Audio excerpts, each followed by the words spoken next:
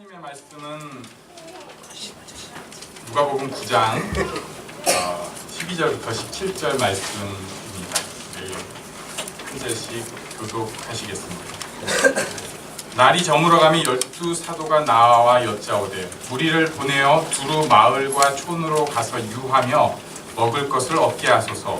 우리가 있는 여기는 빈들이니이다. 예수께서 이르시되 너희가 먹을 것을 주라 하시니 여짜오되 우리에게 떡 5개와 물고기 2마리밖에 없으니 이 모든 사람을 위하여 먹을 것을 사지 아니하고는 할 수 없사옵니까 하니 이는 남자가 한 5,000명 되밀어라. 제자들에게 이르시되 때를 지어 한 50명씩 앉히라 하시니 제자들이 이렇게 하여 다 앉힌 후 예수께서 떡 5개와 물고기 2마리를 가지사 하늘을 우러러 축사하시고 떼어 제자들에게 주어 무리에게 나누어 주게 하시니 먹고 다 배불렀더라. 그 다음 남은 조각을 12바구니에 거두니라. 아멘. 네, 우리 옆에 계신 분에게 오늘은 오병이어의 기적입니다. 이렇게 말씀해 주십시오. 네, 오병이어의 축복을 누리시기 바랍니다. 지난주 말씀에서 12제자들이 예수님께 최초로 보냄을 받았습니다. 그래서 가볍게 하고 살았죠. 그리고 안 좋은 일 있으면 털어버리고, 그 지금도 우리에게 적용되는 거라고 하는데, 그렇게 전도 사역을 갔는데 하나님께서 역사하셨어요. 그래서 하나님 나라 복음이 전해지고 병이 고쳐지고 하나님의 일을 하게 되었습니다. 그리고 나서 제자들이 돌아왔습니다. 하나님의 일에 동참을 하고 나면요, 굉장히 나누고 싶어집니다. 그래서 분위기가 아마 떠들썩했을 거예요. 막 자기 경험한 거 나 말이지 그 산 넘어 그 아저씨가 마음이 변했어. 내가 있잖아 이번에 가가지고 그 아줌마 그 과부대 갖고 간신히 살고 있는데 거기에 그 하나님의 기적이 있었어. 막 아야 내가 더 있어. 이러면서 서로 굉장히 감동을 나누는 시간들이 있었을 것입니다. 그런데 그때 예수님께서 하신 일이 10절입니다. 사도들이 돌아와 자기들이 행한 모든 것을 예수께 여쭈니 이렇게 했거든요. 그랬더니 데리시고 따로 벳세다라는 고을로 떠나가셨으나, 막 지금 이제 사역을 얘기하고 어쩌면은 이런 사람도 있을 거예요. 예수님 보세요. 제가 지금 누가 따라왔어요. 예수님 한번 직접 보고 싶다고. 그래가지고 주변에 사람들이 있는데 예수님께서 이 사람들 제자들 데리고 간 곳이 벳세다라고 하는 곳으로 떠나가셨어요. 제가 누가복음에서 계속해서 놓치지 않고 보는 말씀인데 누가복음 5장 16절 한번 다 같이 읽겠습니다. 예수는 물러가사 한적한 곳에서 기도하신다. 아멘.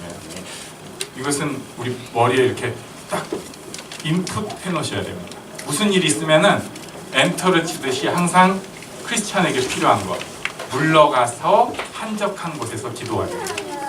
물러가서 한적한 곳은 화장실일 수도 있고요, 교회일 수도 있고요, 가락지 영성원일 수도 있고요, 자기 방일 수도 있고요, 침실일 수도 있습니다. 그런데 이것이 있어야 됩니다. 예수님께서도 제자들한테 또 다시 물러가서 한적한 곳에서 기도하고 쉬도록 하신 것 같아요.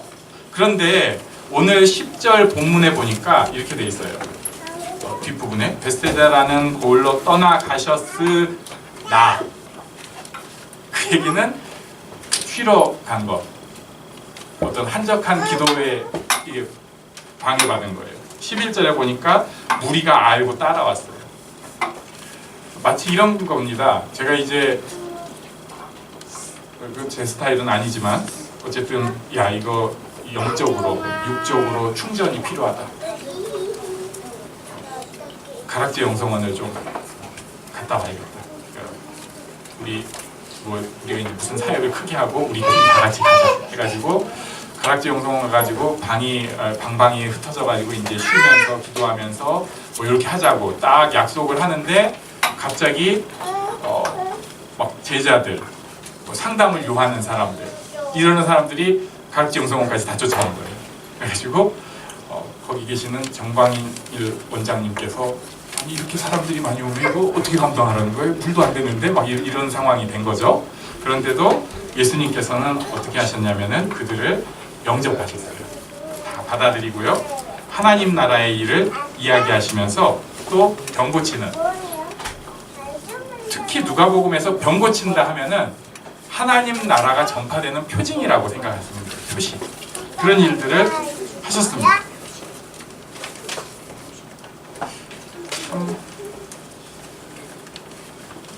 근데 저는 또 이런 생각도 합니다. 어떨 때는 혼자서 계속 쉬고 있는 것보다도 짬짬이 사역하면서 그 잠깐 그 또 누리는 쉼이 있더라고요. 모르겠어요. 제가 좋아하는 스타일인지. 그러니까 막 치열하게 정신없이 살다가 예를 들면 중국 가가지고 전에 막 그렇게 5일 이상을 거의 계속 아침부터 밤까지 긴장 상태로 있다가 와가지고 어디 가서 이렇게 푹 쉬는 것보다 교회에서 아니면 또 누구랑 어딘가를 가가지고 그 사람이랑 얘기도 하고 그 사람이랑 일도 하다가 잠깐 혼자 있는 그때 이게 굉장히 참 그 맛이 있어요. 하나님과 동행할 때 저는 표시라고 제 딴에는 생각을 하는데 잠깐 혼자 있을 때 이번에도 저희가 금요일에 가락지 영성원 가서 도끼질을 좀 하고 왔습니다. 도끼질을 했어요. 여기 되게 다 얌전해 보이잖아요. 도끼 쥐어주면 무서운 사람도 있어요. 갑자기 네 장로님 제가 그냥 꽉 이러면은 저 사람 원래 본성이 저런 거 아니야? 막 이렇게 겁을 주고 장로님 웃고 계시는데 장로님이 톱 한 번 하면은 우리는 막 으아 하고 있는데 르르 하면서 팍 끊어져서 막 나가버리고 다시 막 그건 좀 힘들 것 같아 가서 또 막 하고 있으면은 장로님 본성은 저럴지 몰라. 그런데 그런 짬짬의 시간 속에서 또 잠깐 제가 이렇게 걸어가고 혼자 있을 때 이번에도 하나님께서 여러 가지 제 마음에 도전들을 주시더라고요. 내가 잘해야겠구나. 내가 부끄럽구나. 내가 참 미안하구나. 뭐 이런 마음들을 이번에도 주셨습니다. 이건 제 추정인데 아마 예수님도 그런 사역을 하셨던 것 같아요. 그런데 그런 상황에서 문제가 생겼습니다. 12절에 보니까 날이 저물어 가는데 빈들이라서 먹을 것이 없습니다. 제자들이 이렇게 얘기를 합니다. 무리를 해산시켜야 할 것 같습니다. 예수님께서 이 상황에서 뜻밖의 말씀을 하십니다. 13절에 보니까 너희가 먹을 것을 주라. 지금 갑자기 제가 보고하러 갔어요. 예수님 여기 먹을 게 없어요. 그런데 저를 딱 보고 너가 먹을 거를 줘라. 제자들이 되게 당황하는 거죠. 그러니까 제자들이 뭐라고 하냐면은 가진 것은 저 이것저것 다 긁어봤자 떡 5개 물고기 2마리뿐인데요. 요한복음에 보면 어린아이가 오병이요 물고기 떡 5개 물고기 2마리 오병이요. 방법이 없습니다. 저는 가진 게 없고요. 저는 섬길 수 없습니다. 제가 줄 게 없습니다. 저는 지금 빈털터리인 신세입니다. 저는 번아웃 돼 있습니다. 그런데 예수님께서 네가 주라고 그러시는 거예요. 그리고 나서 14절에는 50명씩 앉히도록 하셨습니다. 15절에 보니까 이에 대해 제자들이 순종하고 사람들도 그것을 따르는 모습을 봅니다. 그리고 나서 예수님께서 16절에 기도하시고 나서 나누어 주시는데 이것이 끝이 나지를 않습니다. 네, 어제 우리 유초동부 때도 제가 이 본문을 계속 생각하고 있어가지고 잠깐 얘기를 했는데 예수님이 지금 기도하시고 이걸 나눠주는데 끝이 안 나요. 어떻게 된 거야? 참 이걸 이제 과학적으로 어떻게 풀어보겠다고 아니면은 또 기적을 믿지 않는 사람들도 여러 가지 해석을 합니다. 자기들 식으로. 이것은 사랑의 나눔이었다. 사랑의 물고기다. 뭐 해가면서. 그리고 그 사람들은 다 사랑으로 배불렀던 것이다. 12광주리는 뭐냐? 그 사람들이 먹고 나서 사랑을 먹고 나서 감사함으로 헌금한 것이다. 이야, 진짜 은혜로운데 참 별거지 같은 소리. 네, 어떤 사람들은 또 막 다른 식으로 해석을 합니다. 여기 또 그런 사람들 있죠. 수학 좋아하는 사람들. 한 번 먹는데 이 오병이어를 받아가는데 몇 초가 걸렸을 것이고 5,000명이면 전체 인원은 10,000명에서 20,000명 사이였을 거니까 그 사람들을 50명씩 나르는데 걸리는 시간, 그 다음에 그 거리가 50명씩 원을 지어서 앉혀놨을 때 그 거리들이 있으니까 왔다 갔다 하면서 12명이 날랐을 때의 시간으로 볼 때 이것은 2시간 이상이 걸렸을 것이고, 예수님께서는 계속 물고기 2마리 떡 5개를 만들고 계셨을까? 뭘 하는데 네, 저는 모르겠습니다. 나중에 혹시 천국에서도 이 비디오 리와인드가 있으면 저 그거 궁금합니다. 어떻게 하신 거예요? 그거 하는데 확실한 것은 제자들 4명이 다 복음서를 기록할 때 다른 관점에서 이 기적만큼은 다 넣어놨어요.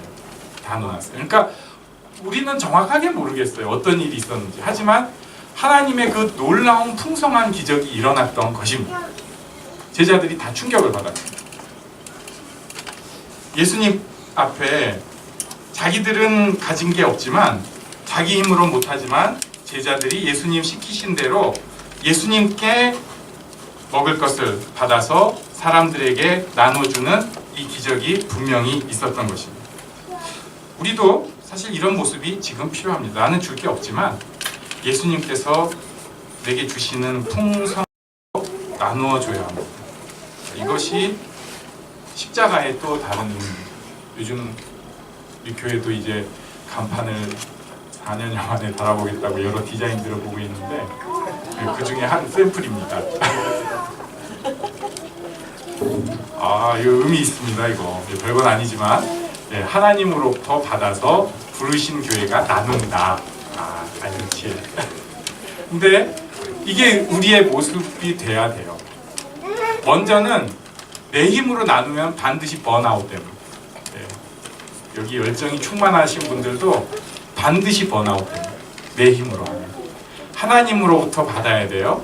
그리고 나서는 그것을 반드시 또 나눠야 합니다. 내 걸로 갖고 있는 게 아니라 반드시 나눠야 합니다. 어떤 사람들은 뭐 나만 신앙생활 잘하면 되지. 그게 안 돼요. 나만 신앙생활을 잘하면 또 번아웃. 신기하죠? 하나님으로부터 받아서 반드시 나누어야 합니다. 우리 옆 사람을 보면서 나누겠습니다. 이렇게 말씀해 주시겠어요? 나눠야 합니다. 저는 지혜롭게 또 이런 사람이 있어요. 그냥 막 퍼주는 사람. 그거 아니고 지혜롭게 모든 것을 나누는 게 필요하다고 생각합니다. 혹시요 이 중에 돈 너무 많이 번 사람 있으면 지혜롭게 잘 나누십시오. 이런 사람이 있어. 덧불려 가지고 죽게 드릴 겁니다. 그러지 말아요. 예수님 그거 그렇게 투기금 안 하셔도 돼. 그냥 지금 있는 조그만 것 가지고 서로 나누는 걸 훨씬 기뻐하세요. 물론 또 좀 지혜롭게 그게 필요하죠. 은혜를 받고 나누는 것이 필요합니다. 지금 오병이어의 축복의 현장은 바로 그런 곳이었어요.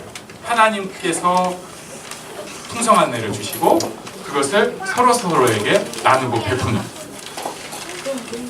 이런 복을 우리가 다 누리기를 간절히 바랍니다. 그래서 이제 한 가지만 더 보려고 하는데요. 남자들이 5,000명이니까 굉장히 많은 숫자라는 것은 확신합니다. 그런데 이 사람들이 이 기적을 누리고서 하는 얘기가 어떤 얘기인가? 18절 말씀 보니까요. 이제 예수님께서 또 따로 기도하셨네. 따로 기도하실 때 제자들이 주와 함께 있더니 예수님께서 물으셨어요. 무리가 나를 누구라고 하느냐? 지금 오병이어 기적의 현장에 있던 사람들을 포함하는 거죠. 무리가 나를 누구라고 하느냐? 그러니까 사람들이 뭐라고 하냐면요. 19절에 보니까 세례 요한이라, 엘리야라, 옛 선지자 중에 한 사람이 살아났다. 그러니까 전에 없는 기적을 누린 5천 명이 하는 얘기가 특별한 선지자인 것 같습니다. 이 정도 얘기를 하는 거예요. 그때 예수님께서 질문을 하십니다. 20절에 우리 한번 같이 읽어볼까요? 20절 시작. 예수께서 이르시되 너희는 나를 누구라 하느냐? 베드로가 대답하여 이르되 하나님의 그리스도시니라 하니. 마태복음에는 주는 그리스도시요 살아계신 하나님의 아들이시니이다 이렇게 하죠. 분명히 수많은 사람들이 음식을 먹는 풍성함을 누렸어요. 그런데도 그 사람들이 하는 얘기는 좀 특별한 선지자인 것 같아. 진짜를 모르는 거예요. 예수님께서 하나님 되심은 모르는 거예요. 예수님께서 구약에 약속하셨던 메시아, 이게 히브리어로 메시아고 헬라어로 그리스도입니다. 한국말로 바꾸면 기름 부음 받은 자. 이것은 무슨 뜻이냐면 하나님께서 특별한 사역으로 보냄을 받은, 특별하게 보냄을 받은 그 한 사람. 그게 이제 그리스도, 메시아라는 뜻인데 그것은 생각을 안 한 거예요. 분명히 풍성한 맛보고 예수님을 모릅니다. 하나님을 모릅니다. 그러니까 사실은 나에 대해서도 모릅니다. 내가 하나님의 자녀인지, 내가 하나님의 인도한 가운데 있는지 교회에서 분명히 들어요. 근데 그게 무슨 뜻인지 전혀 모릅니다. 하나님의 자녀, 아버지 하나님을 부르는 게 무슨 뜻인지를 몰라요. 하나님의 인도함을 받는, 하나님의 사랑을 받는 하나님의 자녀라는 게 무슨 뜻인지를 몰라요. 내가 지금 인생의 길이 있으면 그 순간에 부딪혔을 때 또 내가 이겨낼 거야. 주여 내게 힘 주시옵소서. 말은 이렇게 하는데 내게 힘 주시옵소서가 또 무슨 뜻인지도 잘 몰라요. 그러니까 내 식으로 좀 좋은 행동했다가 좀 교회 열심을 내기도 했다가 그랬다가 다시 자빠져버립니다. 예수님 십자가 죽음에 처절한 사랑이 이 못난 나 때문이라는 것을 모릅니다. 밥은 먹었어요. 풍성함은 누렸어요. 교회에서 어떤 뭔가 특별한 경험까지 있어요. 교회는 그래서 다니고 봉사도 하고 심지어 성경 공부도 하는데 진짜 예수님에 대해서, 참 하나님에 대해서는 전혀 모르는 것입니다. 저는 심지어 이 고백을 한 베드로도 이때는 몰랐다고 확신해요. 예수님에 대해서 몰랐어요. 그럼 좀 철학적인 얘기를 오늘 어린이들이랑 있어서 삼가려고 했지만 한 번 더, 저는 예수님을 알까요? 여러분은 예수님을 아십니까? 그러면 제가 꼭 하는 말이 있습니다. 확실한 건 있어요. 점점 더 알아갈 것입니다. 예수님을 아는 것은 첫 번의 믿음의 고백이 제일 중요할 거예요.